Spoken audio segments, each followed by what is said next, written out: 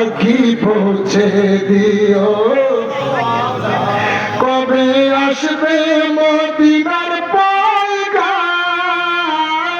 গায়ে বাঁধবো হাজিদের হেরাম ইয়া রাসূলুল্লাহ